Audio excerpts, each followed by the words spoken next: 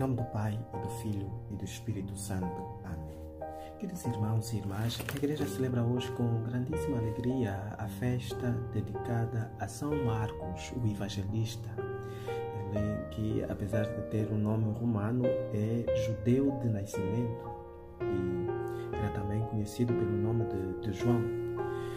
E provavelmente ele terá conhecido pessoalmente o Senhor, mas com certeza era um rapazito. E provavelmente acredita-se que aquele rapazito que estava só com a toalha semi-descoberto fosse ele. E com certeza São Marcos era filho de uma senhora que também recebia o nome de Maria e que tinha uma posição econômica desafogada, e provavelmente terá sido na casa da mãe de Marcos onde o Senhor terá celebrado a última ceia, onde instituiu a Sagrada Eucaristia. São Marcos era também primo de Barnabé e desde muito cedo acompanhou quer Barnabé, seu primo, e quer o apóstolo Paulo na primeira viagem apostólica. E esteve também ao lado do apóstolo Paulo na hora da sua morte.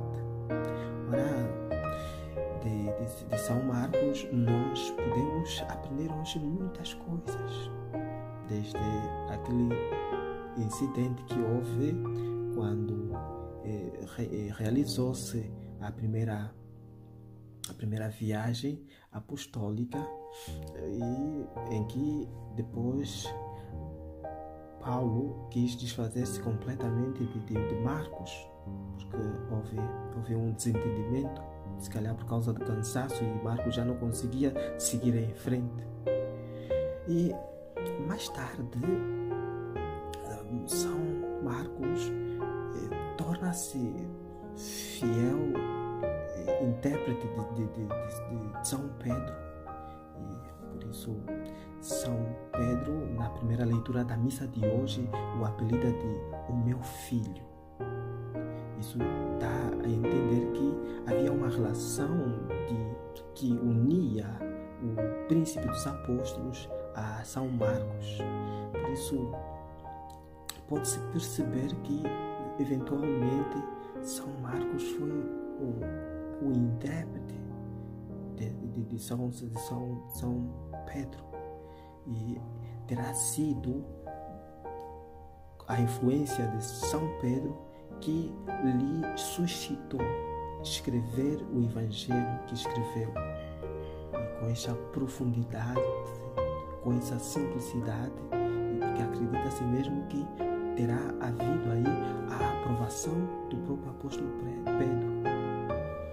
Por isso, hoje, ao celebrarmos a festa deste santo evangelista, que escreveu um evangelho com relatos tão vivos e que com um estilo bastante atrativo, bastante simples, onde apresenta claramente a figura de Jesus e aqueles que se relacionavam com ele. Então, somos hoje chamados a fazer o nosso exame de consciência. Como é que anda a nossa vida de piedade? Sobretudo a nossa dimensão, essa dimensão da leitura espiritual. Como é que nós estamos a nos dedicar? Se nós examinarmos com pontualidade e atenção e amor diariamente os trechos do Evangelho, que é, como nós sabemos, palavra de Deus dirigida expressamente a cada um de nós. Essa palavra que é dirigida para ti e para mim. Com que amor eu leio cada página do Evangelho? Será que leio como se estivesse a ler mais uma revista? Ou com uma atenção amorosa? E se colocando dentro de cada cena do Evangelho? Será que eu utilizo o texto do Evangelho para que eu possa redescobrir a minha real vocação? Tomar consciência de que eventualmente estou no mau caminho, tal como o filho pródigo, que entrando em si e meditando na verdade, conseguiu voltar para a casa do Pai.